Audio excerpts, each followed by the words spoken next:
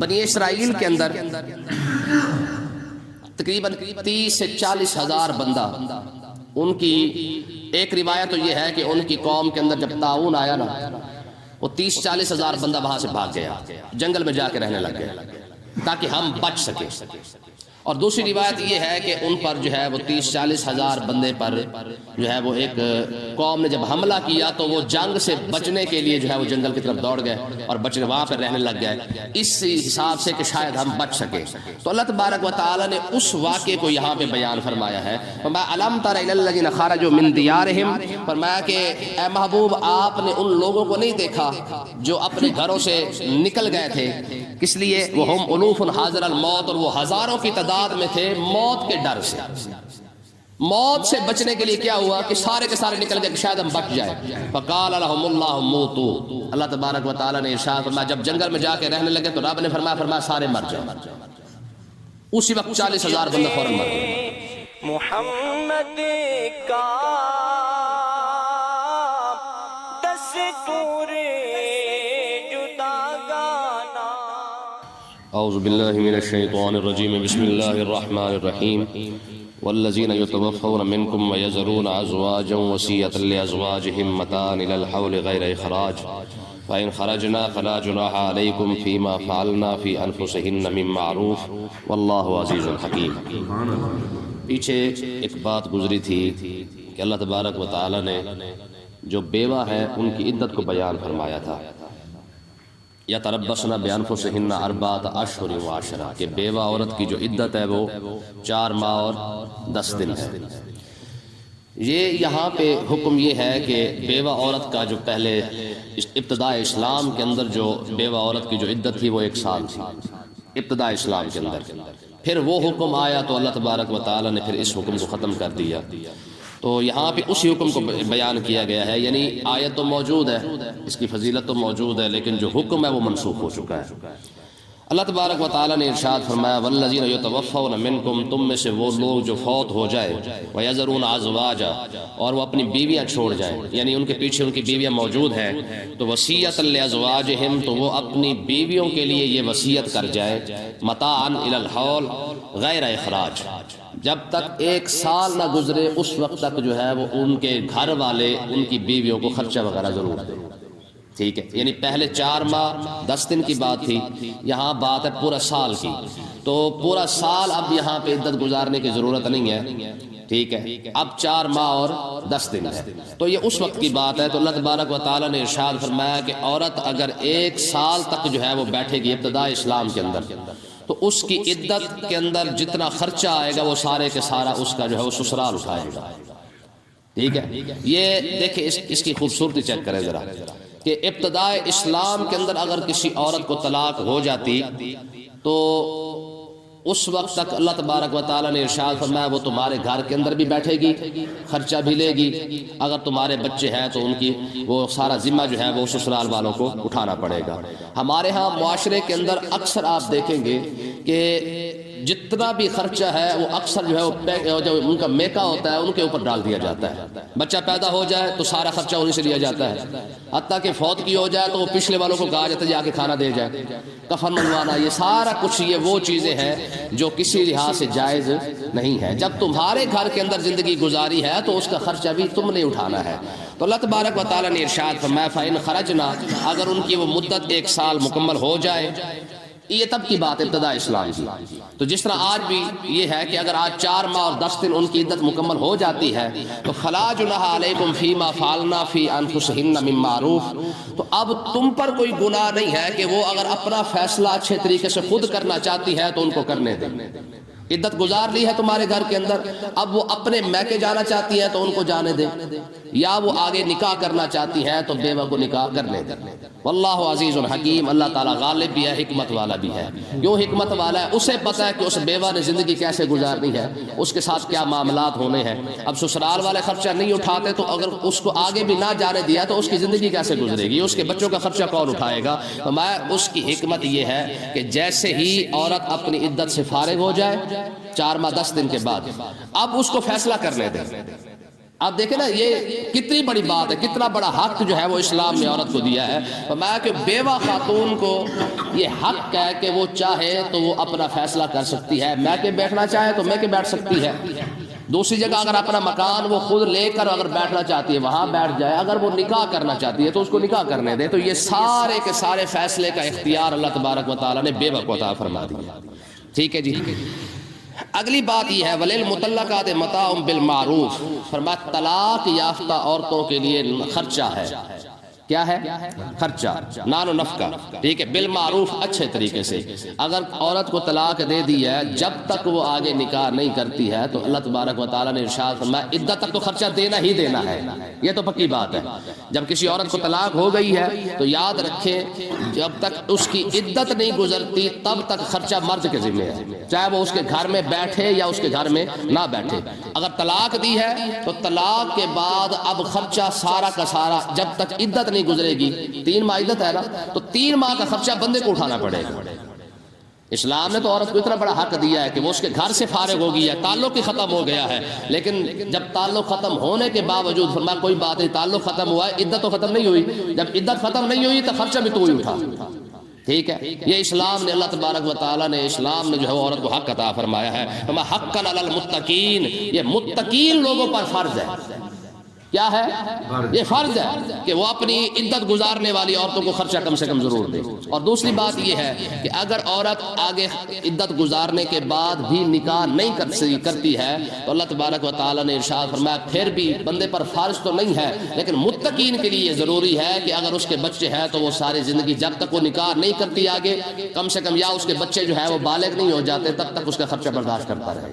ٹھیک ہے، کذالک یبین اللہ لکم آیاتہ، اس طرح اللہ تعالیٰ جو ہے وہ اپنی آیات کو بیان کرتا ہے لعلکم تعقلون، تاکہ تمہیں شعور آ سکے، تمہیں کیا ہے؟ شعور آ سکے۔ اب دیکھیں کم سے کم 2-3 رکوع ایسے ہیں جس کے اندر عورت کی طلاق کے، حیض و نفاس کے، صحبت کے سارے مسائل بیان کیے گئے ہیں۔ تو کہنے کا مقصد یہ ہے کہ جب ہم قرآن کو پڑھیں گے تب جا کے ہمیں قرآن سمجھ آئے گا نا کہ اس کے اندر لکھا کیا ہے۔ آج ہمارے 2 سپارے تقریباً مکمل ہونے والے ہیں، ہم کالج اور یونیورسٹی کے اندر کتنا زور لگا رہے ہیں، کتنا پیسہ خرچ کر رہے ہیں، اکیڈمیوں کے اندر، کالجوں کے اندر سارا کچھ کر رہے ہیں، لیکن اس کے باوجود اسلام تو ہمیں ایسے سکھاتا ہے نا۔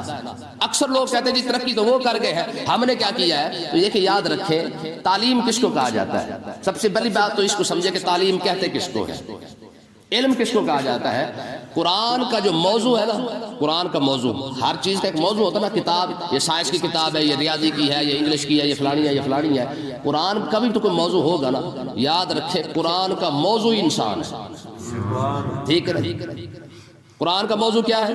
انسان۔ اس کو اچھا انسان کیسے بنانا ہے، الحمد سے لے کر والناس تک آپ پڑھتے جائے، سارا کا سارا قرآن صرف اسی بات پہ زور دیتا ہے کہ تم نے اچھا انسان کیسے بننا ہے۔ ٹھیک ہے نا جی، لا تنابزوا بالالقاب، کسی کو بری بات نہ کرو، ہے جی، لا تقتلوا، کسی کو قتل نہ کرو، ٹھیک ہے۔ اس طریقے سے کتنی باتیں ہیں، یہ ساری کے سارے انسان کو سکھائی جا رہی ہے کہ تم جو ہے وہ ایسے نہیں کرو، ایسے نہ کرو، ایسے نہ کرو، ایسے نہ کرو، ایسے کر لینا، ایسے کر لینا، ایسے کر لینا۔ مطلب کیا ہے؟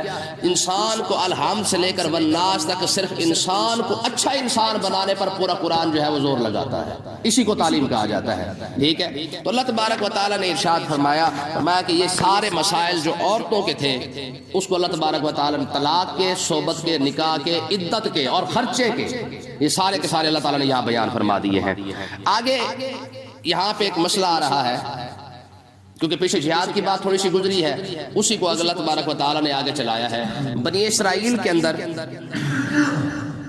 تقریباً 30 سے 40 ہزار بندہ، ان کی ایک روایت تو یہ ہے کہ ان کی قوم کے اندر جب طاعون آیا نا، وہ 30-40 ہزار بندہ وہاں سے بھاگ گیا، جنگل میں جا کے رہنے لگ گئے تاکہ ہم بچ سکیں۔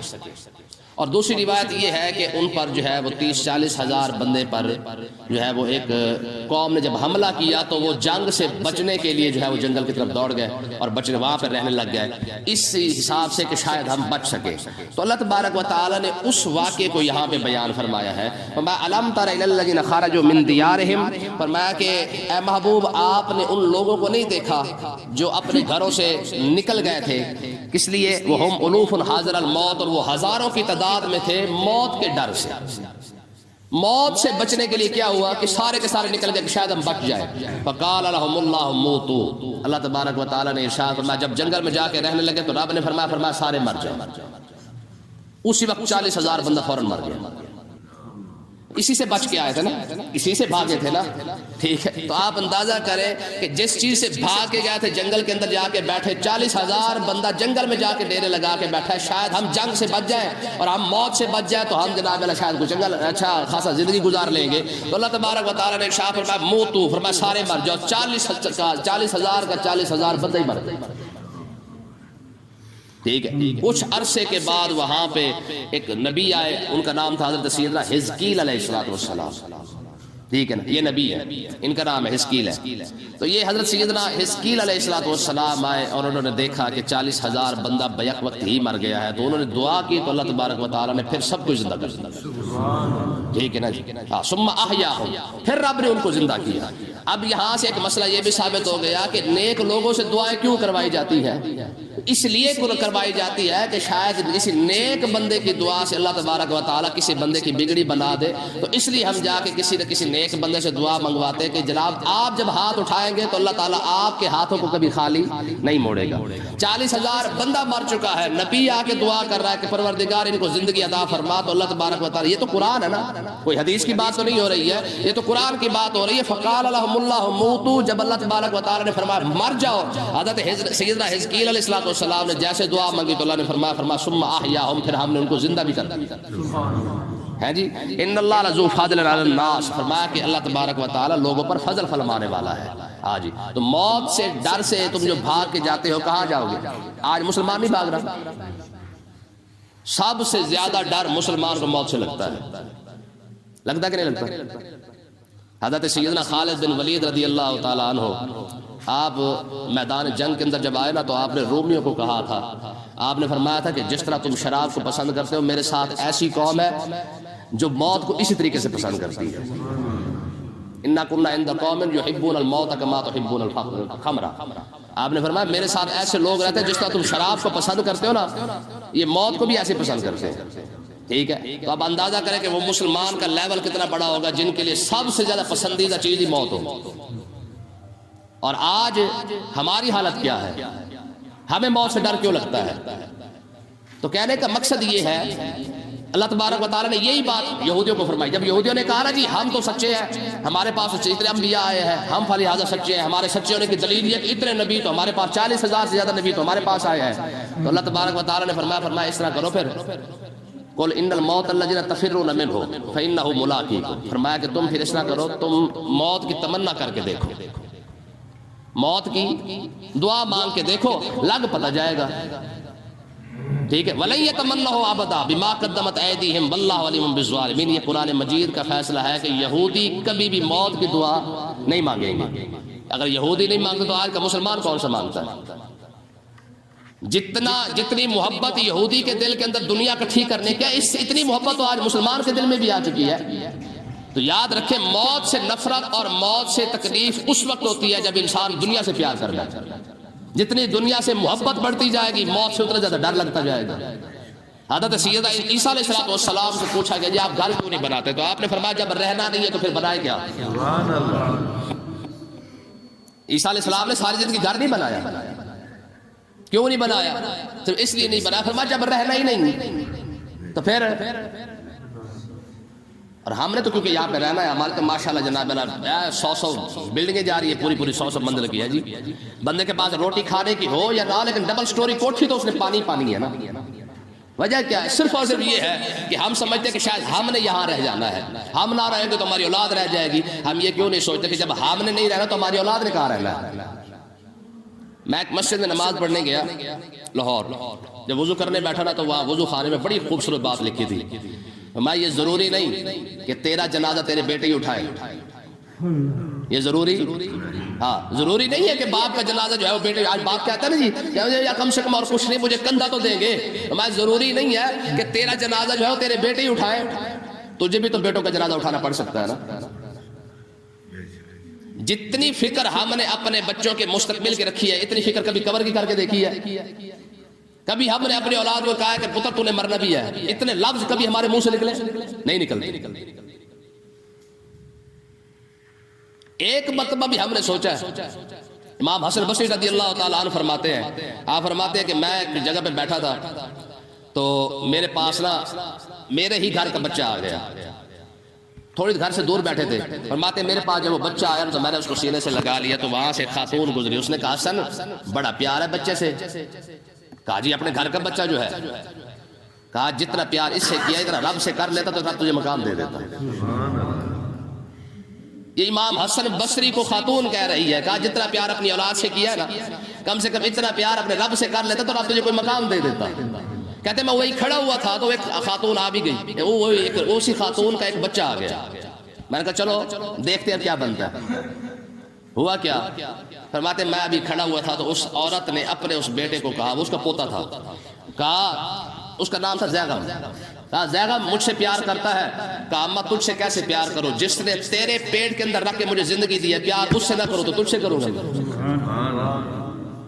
کہ تجھ سے پیار کا حق زیادہ ہے جس نے تیرے پیٹ کے اندر رکھ کے، یعنی ماں کے پیٹ میں رکھ کے، جس نے مجھے وہاں اس جگہ پہ زندگی دی ہے جہاں پہ زندگی کا تصور تک نہیں ہو سکتا ہے، لیکن زندگی تو ہے نا، جس نے مجھے اتنے تنگ راستوں سے نکالا ہے، اگر چاہتا تو وہیں پہ تجھے بھی مار دیتا، مجھے بھی مار دیتا، تجھ سے پیار کیسے کرو؟ پھر اسی سے نہ پیار کرو جس نے اس تنگ جگہ پہ رکھ کے مجھے جو ہے وہ اپنا وہاں پہ زندگی عطا فرمائی ہے، پھر اسی تنگ ترین راستوں سے مجھے نکال کے مجھے بھی زندہ رکھا، تجھے بھی زندہ رکھا ہے۔